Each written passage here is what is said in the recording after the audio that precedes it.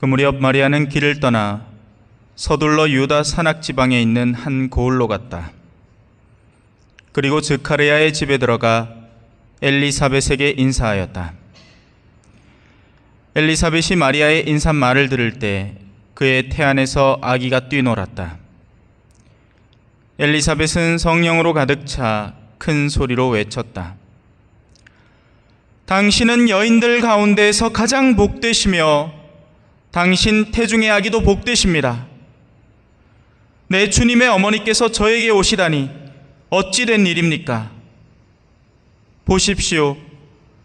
당신의 인사말 소리가 제 귀에 들리자 저의 태안에서 아기가 즐거워 뛰놀았습니다. 행복하십니다. 주님께서 하신 말씀이 이루어지리라고 믿으신 분. 그러자 마리아가 말하였다. 내 영혼이 주님을 찬송하고 내 마음이 나의 구원자 하느님 안에서 기뻐 뛰니 그분께서 당신 종의 비천함을 굽어보셨기 때문입니다. 이제부터 과연 모든 세대가 나를 행복하다 하리니 전능하신 분께서 나에게 큰 일을 하셨기 때문입니다. 그분의 이름은 거룩하고 그분의 자비는 대대로 당신을 경외하는 이들에게 미칩니다.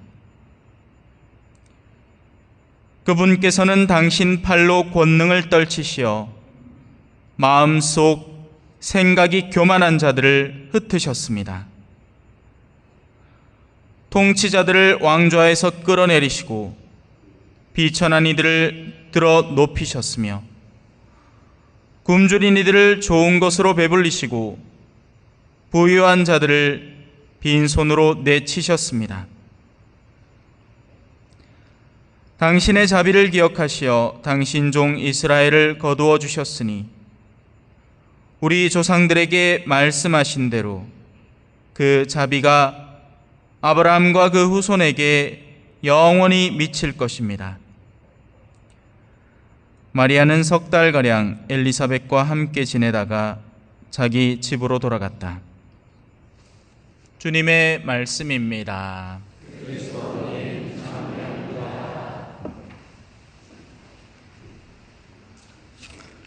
찬미예수님,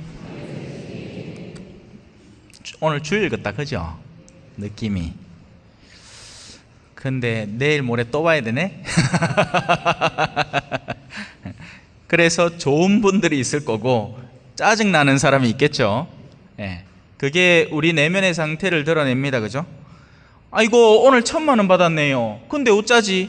내일 모레 또 1,000만 원 받아야 되네. 이거 싫어하는 사람 누가 있겠습니까? 예! 와, 땡 잡았다! 근데 미사는 다르죠? 아이, 목요일날 미사 왔잖아. 근데 주일날 또 와야 되나? 이라마 이제 마음속에 이미 내가 어떤 것을 선호하고 어떤 것에 기쁨을 느끼는지가 확연히 드러나고 있는 겁니다. 그죠? 그래서 오늘 복음은 어려운 게 아닙니다. 사람들은 이 세상에서 저마다 위치를 차지하려고 하죠. 근데 하느님이 어느 날 선을 쭉 그으시는 겁니다. 그리고는 중간에 있는 걸 싹 치워버립니다. 그러면 스스로 높다고 생각하는 사람은 하고 떨어지겠죠? 그리고 선을 쫙 그었는데 그 선 밑에 있었어. 그러면 어떻게 돼요? 내가 원래 있어야 될 자리가 여기였었나? 하고는 기쁨을 느끼게 됩니다. 지금까지 자신을 비천한 존재로 여겼는데 하느님이 나를 들어높이시는 거예요. 그런데 하느님은 이 사람을 들어높이고 저 사람을 낮추고, 아니요, 그냥 너희는 원래 다 형제다 이렇게 선을 그어버리는 겁니다. 그러면 지금까지 내가 다른 사람들을 형제로 안 느꼈던 저 냄신하고 저 더러운 사람하고 내가 형제랄 거에 말도 안 되지. 내가 한 달에 1,000만 원씩 벌어다니는 사람이고 우리 집이 40억짜리고 내가 지금 얼마나 좋은 그런 걸 지금 향유하고 있는데 저 일장 무식한 사람하고 내가 똑같다고 예? 그런 사람은 어떻게 된다?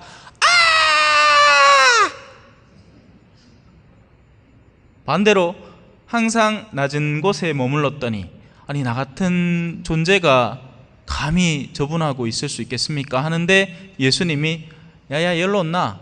니네 친구 아이가? 예? 교황님 범접도 못하는데 교황님이 어느 날 와갖고 어이 데레사야 여 온나? 같이 손잡고 가자. 헉? 아니 어떻게 그런 일이? 그죠? 그게 성모님이 가졌던 영성입니다. 개신교 신자들은 어떻게든 성모님을 폄하하려고 합니다. 하지만 성모님은 마리아의 노래에 나오는 것만으로도 충분히 당신의 내면의 영성을 확연하게 드러내고 있고, 그건 너무나 반짝반짝 빛나고 아름다운 보석 같은 영성입니다. 나중에 다 책임져야죠. 자기가 한 말들에 다 책임져야 됩니다. 허황하게 쏟아냈던, 함부로 모함해댔던 그런 모든 말들에 스스로 책임져야 할 겁니다.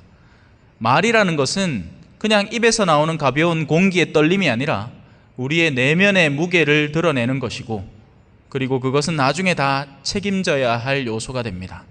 그래서 평소에 신중한 게 나아요. 제가 수다쟁이 같아 보이죠? 평소에는 말을 안 합니다. 말할 사람이 없잖아.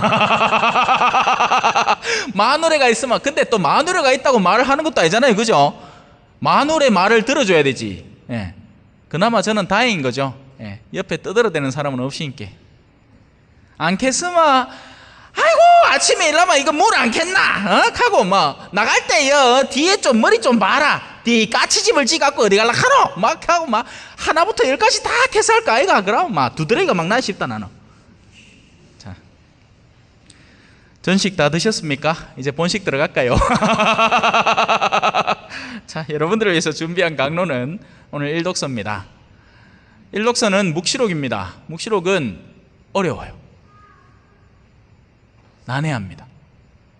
도대체 무슨 말을 하는지 모르겠어요. 그래서 저 이만이나 뭐 이런 JMS 쪽이나 하여튼 사이비들, 사이비가 영어가 아닙니다. 사이버 이런 거 아니에요. 사이비, 비슷해 보이나 그러나 다르다 이 말입니다. 한자예요, 한자. 그래서 정통교리에서 벗어난 열교가 있고 엉뚱한 것을 가르치는 이단이 있는가 하면 이건 이단도 열교도 아닌 그야말로 그냥 비슷해 보이는데 완전히 다른 사이비입니다. 그리고 그 사이비들이 선호하고 즐겨하는 게 묵시록인 거죠. 왜? 사람 속아먹기 딱 좋거든. 666 숫자 조심하이소. 이 숫자가 뭔지 압니까? 바코드라, 바코드. 내자 미래가 되마 여러분들 속에 칩을 하나씩 쇽쇽쇽 넣을 낀데 그게 바로 악마의 표식이라 칸게네 하면 맞나 하고 있죠. 자, 그래서 오늘 묵시록을 한번 배워봅시다. 사실 묵시록은 제가 성경 강의를 하면서 제일 마지막에 많은 것들이 준비되었을 때 가르치는 부분입니다. 왜냐하면 준비되지 않으면 뭔 소리 하는지 도무지 감을 잡을 수가 없거든요. 근데 제가 여기에서 벌써 3년이라는 시간이 지났죠. 3이라는 숫자는 충만함을 의미하고 신적인 숫자입니다. 카메라 다리가 몇 개 있어요? 3개입니다. 산발이 위에다 얹어놓죠. 왜? 어디에다 갖다 놔도 그 3개의 그 균형점을 찾아내기 때문에 그렇습니다. 그래서 성부, 성자, 성령의 삼위일체의 숫자이고 신적인 숫자가 되는 거죠. 자, 3년이라는 시간이 흘렀으니 이제 여러분들의 영혼 속에 어느 정도는 지혜의 텃밭이 준비되었다고 보고 묵시록을 들어가 보도록 하겠습니다. 오늘 묵시록에는 여인이 등장을 합니다. 묵시록에서 나오는 여인은 흔히 교회의 어머니이신 성모님을 대변합니다. 그리고 교회 그 자체를 여성화해서 묘사하기도 합니다. 이스라엘, 야곱 이런 것들은 한 사람의 이름인과 동시에 그 사람이 형성해낸 민족들의 총칭이기도 합니다. 그래서 이스라엘 민족, 야곱의 후손 이렇게 표현을 하는 거죠. 그리고는 어떤 때는 그냥 대놓고 이스라엘아, 야곱아 이렇게 얘기합니다. 이제 저는 나중에 다른 본당 가거든 초전아 이렇게 이야기했죠. 처전아 너희는 고양이와 같더라.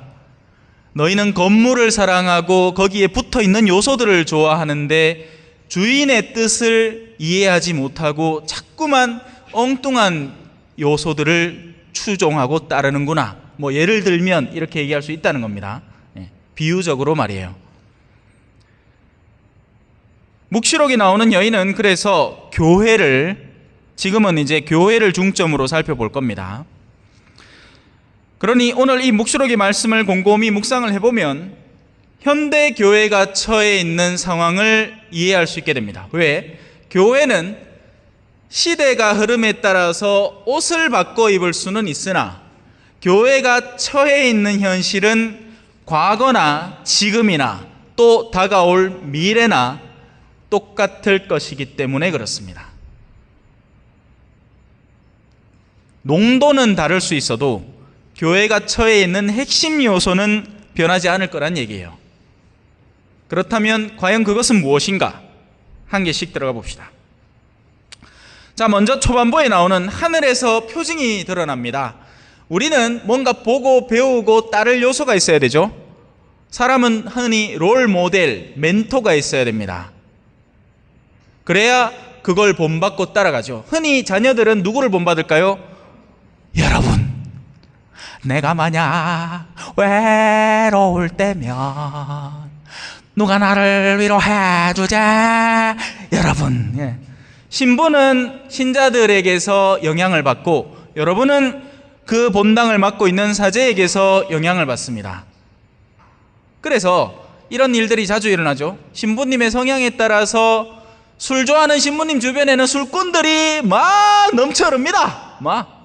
고스톱 좋아하는 신부님 근처에는 고스톱 좋아하는 신자들이 막 넘쳐 흐르고, 골프 좋아하는 신부님 근처에는 골프 좋아하는 신자들이 막 넘쳐 흐릅니다. 저는 뭘 좋아할까요? 말씀을 좋아하는 게 사람들이 쭉 빠져나갑니다. 썰물처럼. 말씀 좋아하는 사람 별로 없더라고. 물론 뭐 없다는 얘기가 아니라 농담처럼 하는 소리예요.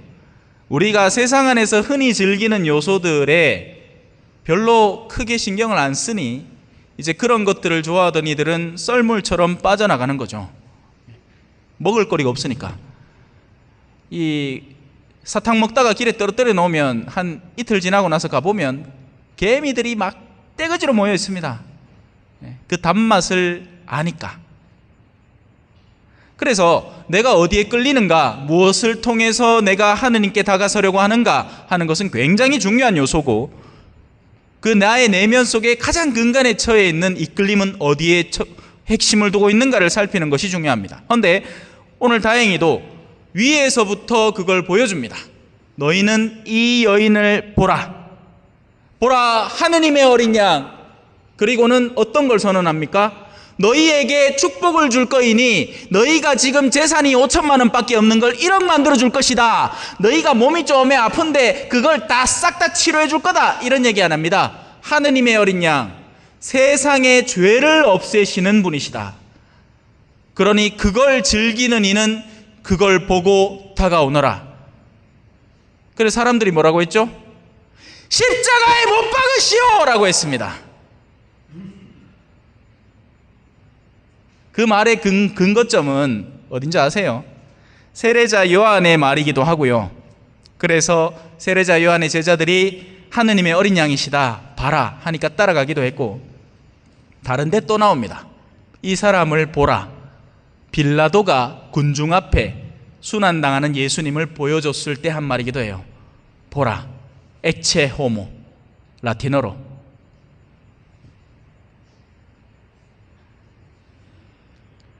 자, 하늘로부터 우리에게 여인이 다가옵니다. 이 여인의 모습은 하늘나라에서 완성될 교회상을 상징적으로 드러내고 있습니다. 어떻게 나오고 있죠? 태양을 입고 발밑에 달을 두고 머리에 12개의 별로 된 관을 쓴 여인이 나타난 것입니다. 이 과달루페 성모라고 들어보셨는지 모르겠어요. 한 원주민이, 일자무식한 원주민이 갑자기 이제 어느 날 어떤 사연으로 자기 망토에 갑자기 그림이 하나 생겼는데 바로 그 그림이 이 묵시록의 여인을 담아놓은 그 그림을 그대로 만들어낸 겁니다. 자, 이 교회는 태양으로 대변되는 하느님의 은총을 입고 있습니다. 성탄절은 원래 12월 25일 태양신의 축제날을 그리스도의 탄생일로 잡은 거예요. 예수님이 언제 태어났는지 아무도 모릅니다. 그와 하필 겨울 추운 날 태어났겠노? 아니에요. 더 재밌는 건 뭔지 아세요? 우리는 성탄절이 춥잖아요. 제가 선교에서 일하던 남미에는 성탄절이 더워 죽습니다. 지금처럼. 그러니까 그것도 우리의 고정관념이고 착각인 거죠. 북반구에 사는 사람에게는 성탄절이 추운 날입니다. 하지만 호주나 남반구, 남미에 사는 사람에게는 성탄절은 더운 날입니다. 그래서 그 동네는 이런 캐롤 없습니다. 썰매를 타고 달리는 기분 상쾌도 하다. 썰매가 뭔지도 몰라요. 눈이 와야 말이지. 위에서 오는 여인은 은총을 입고 있습니다. 은총에 감싸여 있습니다. 우리도 그래야 되겠죠. 은총을 갈구하는 사람이 되어야 됩니다. 하느님의 비호를 기대하는 사람이 되어야 돼요. 하지만 안타깝게도 우리는 세상에 자꾸만 기댑니다. 돈이 있어야 병원도 가고, 돈이 있어야 집도 좋은 데 살고, 돈이 있어야 세금도 내고. 틀린 말 아니에요. 생존을 위해서 필요한 걸 하십시오. 그걸 막는 교회법은 아무것도 없습니다. 문제는 탐욕에 있죠. 우리를 진짜 지켜주는 요소가 저 위에서부터 오는 은총이라는 생각을 미처 못하는 겁니다. 자, 이제 발 밑에는 달이 있습니다. 달은 어떤 거죠? 태양이 있고 태양의 빛을 밤에 비춰내서 우리가 보기에 빛나 보이는 요소입니다. 스스로는 빛을 안 내요. 태양의 빛을 받아서 빛을 냅니다. 바로 교회를 의미합니다. 빛을 전하고 있는 교회, 그리고 그 위에 그것을 딛고 서 계신 분. 보십시오, 당신의 아들입니다. 보십시오, 당신의 어머니입니다. 예수님께서 십자가상에서 사랑하는 제자에게 어머니로 선물해 주신 분, 성모님이죠.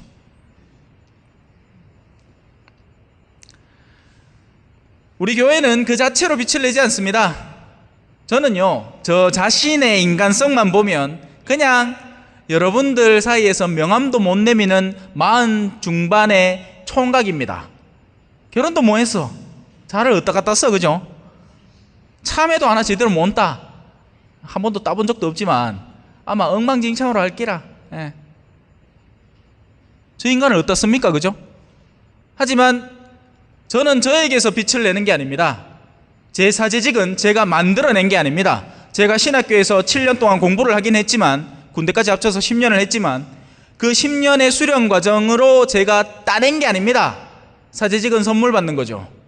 그래서 주교님이 원하면요, 신학교 안 보내도 그냥 참한 총각 중에 하나한테 야, 니 오늘부터 신부해 하고 안수 줬으면 신부 되는 겁니다. 직분은 부여받는 거니까요. 그래서 저는 은총을 비춰내는 존재입니다. 저에게 있는 능력으로 뭘 하는 게 아니라 저에게 부여된 교회의 권한으로, 그 교회에게 권한을 주신 하느님의 능력으로 여러분에게 성체를 축복해드리고 죄를 용서해드리는 겁니다. 교회는 그런 존재예요. 우리 모두가 사실 그런 존재입니다. 우리가 갖고 있는 신앙을 여러분들이 잘나서 얻었다고 생각하십니까? 내 그 예비자 교리 6개월 동안 듣는다고 고생 많았다. 고생은 누가 제일 많이 했는데? 고생은 내가 제일 많이 했습니다. 내가 제일 고생했어요. 솔직히 6개월 동안 한번 가르쳐 보십시오. 또 나는 또 교리를 어영부영 안 가르치고 내 혼자 1시간 동안 떠들어대면서 가르치거든요. 딴 교리는 자, 오늘 마테오복음 읽어보세요 하고 한 사람씩 읽으면 한 30분 훅 지나갑니다. 그걸 교리랍시고 하고 있죠. 그러면 수고했는 거 맞지? 왜? 본인들이 뭐 했으니까. 근데 아니거든요. 은총은 위로부터 오는 것이고, 은총에 가장 수고하시는 분은 예수 그리스도이시고 하느님이십니다. 우리는 그걸 모두 선물 받은 사람들이라고요. 뭐로? 공짜로. 근데 또 이렇게 생각 안 합니다. 그죠? 아이, 신부님요, 내가 이 성당 지을 때 내가 얼마나 고생했고 실리금을 내가 얼마나 냈는지 아십니까? 지금 교무금도 내가 우리 성당에 제일 많이 내고 있을걸요? 막 이렇게 얘기합니다. 그죠? 참 계산 밝죠? 예. 아, 그래? 하느님이 내한테 생명을 안 줬으면 어쩔라겠노? 그런 계산 안 합니다. 그죠? 내 목숨은 원래 내 낀데 뭐. 내 목숨 원래 내 깁니다. 어디 함부로 훔쳐가려고 하십니까? 나는 지금 내 생애 계획이 딱 잡혀 있는데요. 지금 내가 한 67세인께 한 68세, 69세까지는 아직은 일할 힘이 있으니까 기력을 좀 살려갖고 일을 하고, 그 다음부터는 이제 나한테 오는 노령연금하고 해가지고 살만 어째 안 살겠나, 또 자식도 키 안 낳았으니까 그 아들한테 이제 투자해 놓은 거 다시 회수하면서 살마 노령이 이제 좀 즐겁겠다, 뭐 어마어마한 계획을 세우고 있는데, 이 어리석은 자야, 오늘 밤에 내가 너의 생명을 앗아갈 것이다.